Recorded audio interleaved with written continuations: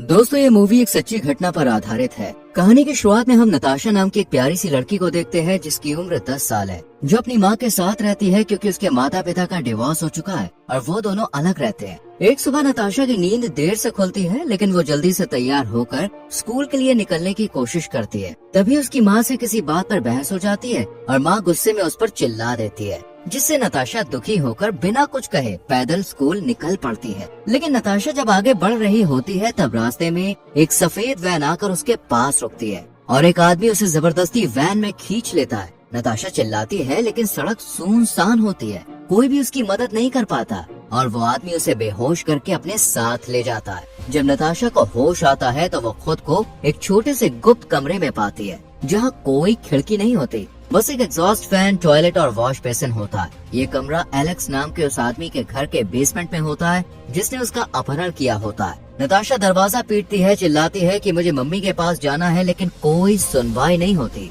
और वो थक हार कर रोने लगती है। रात में एलेक्स खाना और गद्दा लेकर आता है। नताशा उसे देखकर डर जाती है, पर हिम्मत करके कहती है कि मुझे मम्मी के पास जाना है, जिस पर एलेक्स कुछ नहीं कहता और चुपचाप वहाँ से चला जाता है। नताशा भूखी होती है, इसलिए वो खाना खाकर अपनी माँ को याद करते हुए सहम कर सो जाती है। ऐसे ही 3 दिन बीत जाते हैं और पता चलता है कि एलेक्स बाहर से शांत दिखने वाला है, लेकिन अंदर से मानसिक रूप से बीमार और एक खतरनाक इंसान है, जो नताशा को हमेशा के लिए गुलाम बनाकर रखना चाहता है। उसका बाहर आना जाना बहुत कम होता है और कभी कभी उसकी माँ उससे मिलने आती है। इधर नताशा के लापता होने की खबर पूरे शहर में फैल जाती है। उसकी माँ बेहद परेशान होती है, लेकिन पुलिस अब तक कुछ नहीं कर पाती। एक दिन जब नताशा एलेक्स से कहती है कि उसे घर जाना है, तो वो कहता है कि तुम्हारी माँ ने तुम्हें छोड़ दिया है, अब तुम सिर्फ मेरी हो। मैंने तुम्हें छोड़ने के बदले तुम्हारी माँ से पैसे मांगे थे, अगर उन्हें तुम्हारी परवाह होती तो वो पैसे देकर तुम्हें छुड़ा लेती। जबकि सच ये था कि एलेक्स ने कभी किसी से पैसे मांगे ही नहीं। ये सुनकर नताशा को यकीन नहीं होता कि उसकी माँ ऐसा कर सकती है। फिर भी वो अपनी माँ के लिए एक लेटर लिखती है और एलेक्स को पैसे देकर उसे छुड़ाने की गुजारिश करती है।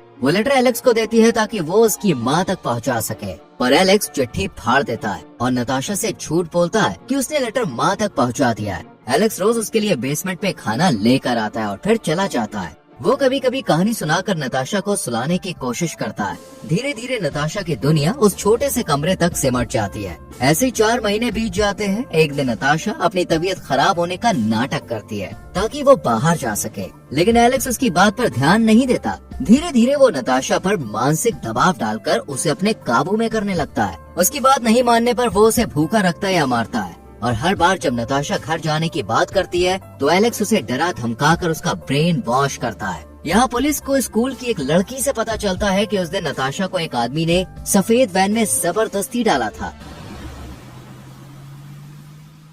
इसलिए पुलिस शहर में मौजूद सभी सफेद वैन के मालिकों से बात करती है। वो एलेक्स के पास भी पहुंचती है और उससे पूछताछ करती है। एलेक्स उन्हें बताता है कि जिस दिन ये सब हुआ वो उस दिन घर पर ही था। वो पुलिस से इतने अच्छे से बात करता है कि उन्हें उस पर जरा भी शक नहीं होता। वो उसकी वैन की भी जांच करते हैं, पर उन्हें कुछ नहीं मिलता। फिर वो वहाँ से चले जाते हैं। इसके बाद एलेक्स नताशा के कमरे में एक स्पीकर लगाता है ताकि वो उसकी हर एक बात सुन सके। एलेक्स रोज उससे कहता है कि अगर वो एक अच्छी लड़की की तरह उसकी बात मानेगी तो वो सुरक्षित रहेगी, अगर उसने भागने की कोशिश की तो उसके साथ बहुत बुरा होगा। एलेक्स नताशा को कुछ किताबें और पजल गेम देता है ताकि वो खुद को बिजी रख सके।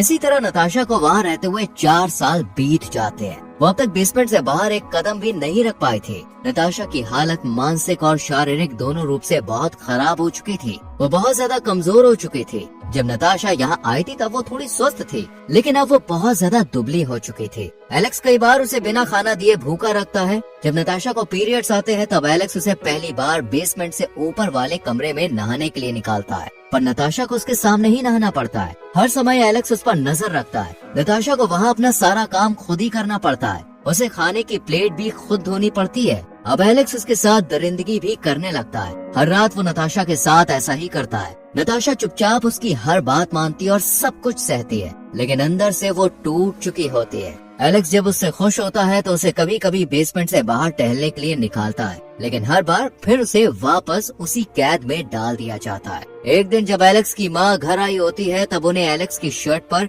एक लंबा बाल नजर आता है। उन्हें लगता है कि शायद एलेक्स की कोई गर्लफ्रेंड है, जिससे एलेक्स डर जाता है और अपनी माँ से कहता है कि ऐसा नहीं है। उसे डर होता है कहीं नताशा के बारे में उसकी माँ को पता न चल जाए। इसलिए वो नताशा के सारे बाल काटकर उसे गंजा कर देता है। ऐसे ही वक्त बीतता है और नताशा को इस बेसमेंट में रहते हुए 5 साल से ज्यादा हो चुके हैं। आज क्रिसमस का दिन है। एलेक्स उसके लिए केक लेकर बेसमेंट में आता है और उसे रेडियो गिफ्ट करता है ताकि वो गाने सुन सके। ये देखकर नताशा बहुत खुश हो जाती है क्योंकि उसके लिए ये भी एक बहुत बड़ी बात थी। नताशा उससे अपने परिवार के बारे में पूछती है, तब एलेक्स गुस्से में आ जाता है और कहता है, तुम्हारी कोई फैमिली नहीं है, मैं ही तुम्हारा सब कुछ हूँ। वो उसका नया नाम रखता है और ये सब कैमरे में रिकॉर्ड करता है। वहीं दूसरी तरफ नताशा की माँ अपनी बेटी को बहुत याद कर रही होती है। उन्हें लगता है कि काश उस दिन मैं नताशा को स्कूल छोड़ने गई होती तो आज वो मेरे साथ होती। एलेक्स ऊपर वाले फ्लोर में एक नया बेडरूम बना रहा होता है और नताशा से जबरदस्ती सीमेंट ईंट उठवाता है। एलेक्स नताशा को बहुत कम खाने को दिया करता था, जिस वजह से वो दिन पर दिन बहुत ज्यादा कमजोर होती जा रही थी।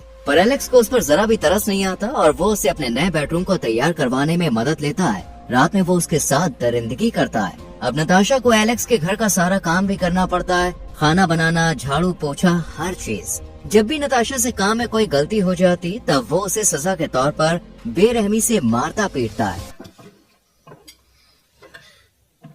यहाँ नताशा की जिंदगी एक गुलाम से भी बदतर हो जाती है। एलेक्स बस चाहता है कि नताशा उसकी किसी भी बात का विरोध ना करे और चुपचाप उसकी बात माने।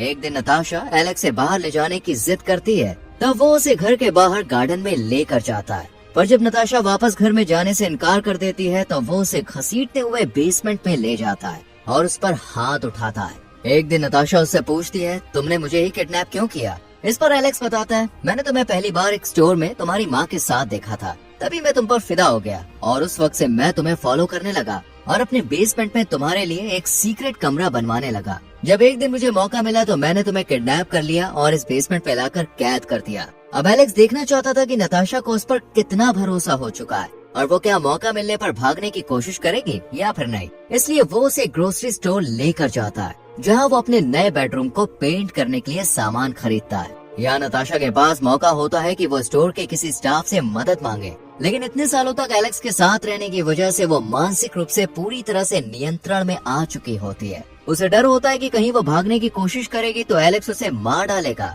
इस पर वो कुछ नहीं करती।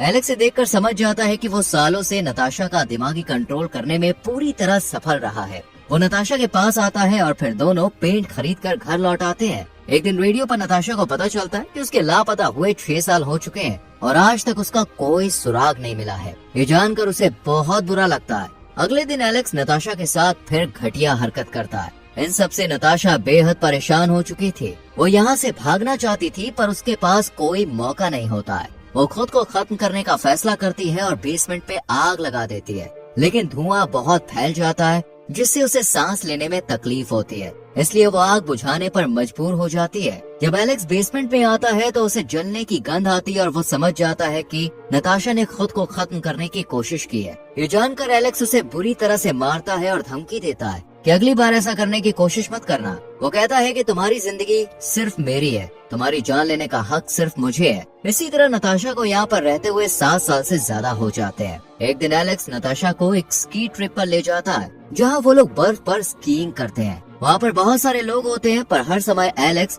नताशा के साथ होता है। नताशा कहती है मुझे वॉशरूम जाना है। तब एलेक्स पहले वॉशरूम में जाकर जांच करता है। जब उसे वॉशरूम खाली दिखता है तब वो नताशा को जाने देता है। नताशा जब वॉशरूम करके हाथ धो रही होती है तब उसे एक लड़की दिखती है। नताशा उससे मदद मांगते हुए कहती है मुझे किडनैप कर लिया गया, प्लीज मुझे बचा लो। पर नताशा की किस्मत बहुत ज्यादा खराब होती है। उस लड़की को अंग्रेजी नहीं आती और वो वहाँ से चली जाती है। एलेक्स को पता चल जाता है कि नताशा उस लड़की से मदद मांगने की कोशिश कर रही थी, इसलिए वो उसे घर लेकर आता है और फिर से बेसमेंट पे ले जाकर उसे बहुत पीटता है। इसी तरह कुछ और समय बीतता है और नताशा को बेसमेंट में कैद हुए 8 साल बीत जाते हैं। आज नताशा का बर्थडे होता है। वो 18 साल की हो गई है। एलेक्स बेसमेंट पे उसके लिए केक लेकर आता है और नताशा अपना बर्थडे केक काटती है। इसके बाद वो उसे नया ड्रेस पहनने को कहता है और फिर उसके साथ बेड पर चला जाता है। अगले दिन नताशा गार्डन में काम कर रही होती है, तभी उसे एलेक्स के पड़ोसी देख लेती है, पर वो कुछ कहती उससे पहले एलेक्स आकर उसे घर के अंदर ले जाता है। कुछ दिन के बाद एलेक्स नताशा को बताता है कि मुझे पैसों की जरूरत है, इसलिए मैं अपनी व्हाइट वैन बेच रहा हूँ। इसलिए वो नताशा को वैन साफ करने को कहता है। नताशा वैक्यूम से घर के बाहर वैन साफ करने लगती है और एलेक्स उसे काम करते हुए देख रहा होता है। तभी एलेक्स के पास एक कॉल आता है। वैक्यूम चालू होने की वजह से उसे कुछ सुनाई नहीं देता, इसलिए वो घर के अंदर बात करने चला जाता है। तभी नताशा देखती है कि बाहर का मेन दरवाजा खुला हुआ है। ये मौका उसका भागने का होता है। वो बिना ज्यादा सोचे चुपचाप वहाँ से भाग जाती है। वो बिना रुके भागती है। उसे सड़क पर कोई नहीं दिखता, पर एक घर में उसे एक औरत दिखती है। वो उस औरत के पास जाती है और बताती है कि मेरा नाम नताशा है, मुझे 8 साल पहले किडनैप कर लिया गया था, मैं उस कैद से किसी तरह भागी हूँ, प्लीज पुलिस को कॉल करो। वो औरत जल्दी से पुलिस को कॉल करती है और जल्द ही पुलिस वहाँ पहुँच जाती है। नताशा उन्हें सब कुछ बताती है। वो लोग उसे अपने साथ ले जाते हैं। उधर एलेक्स जब गाड़ी में नताशा को नहीं पाता तो वो घबरा जाता है। उसे एहसास हो जाता है कि अब उसका राज खुल जाएगा और पुलिस उसको जल्द ही पकड़ लेगी। डर और पछतावे में डूबा एलेक्स ट्रेन के आगे कूदकर अपनी जान दे देता है, क्योंकि उसने जो दरिंदगी की थी उसका सामना करने की हिम्मत उसमें नहीं थी। एलेक्स जैसे लोग न सिर्फ एक इंसान की जिंदगी बर्बाद करते हैं बल्कि पूरे समाज के लिए खतरा बन जाते हैं। यहाँ नताशा को पुलिस स्टेशन लाया जाता है, जहाँ उसके माता पिता आकर उससे मिलते हैं। उसकी माँ उसे इतने सालों बाद देखकर रोने लगती है। नताशा भी रो देती है। आखिरकार 8 सालों बाद वो उस कैद से बचने में कामयाब हो जाती है। ये एक ऐसी लड़की की ताकत और साहस की कहानी है जिसने न केवल सबसे खतरनाक परिस्थितियों का सामना किया बल्कि उन्हें हराया भी। और इसी के साथ मूवी खत्म हो जाती है।